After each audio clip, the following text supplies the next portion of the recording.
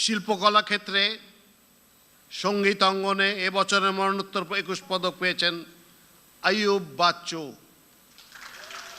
Guitarist, কণ্ঠশিল্পী, গীতিকার, সুরকার এবং এলআরবির প্রতিষ্ঠাতা আইয়ুব বাচ্চু দক্ষিণ এশীয় সঙ্গীত অঙ্গনের এক উজ্জ্বল নক্ষত্র এবং বাংলাদেশের রক সঙ্গীতের স্থপতি হিসেবে সুপরিচিত।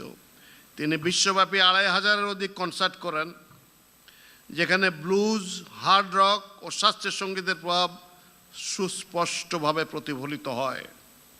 1980-র দশক থেকে তিনি 130 জনের অধিক শিল্পী সঙ্গীত পরিচালক হিসেবে কাজ করেছেন।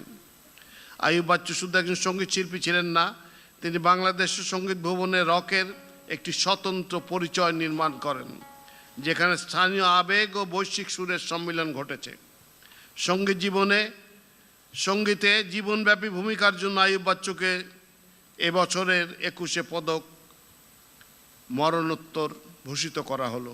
শিল্পকলা ক্ষেত্রে পদকপ্রাপ্ত আইয়ুব বাচ্চুর পক্ষে তার সহধর্মিণী ফেরদৌস আক্তার চন্দনাকে মাননীয় প্রধানমন্ত্রীর নিকট হতে পদক গ্রহণ করার জন্য অনুরোধ জানাচ্ছি।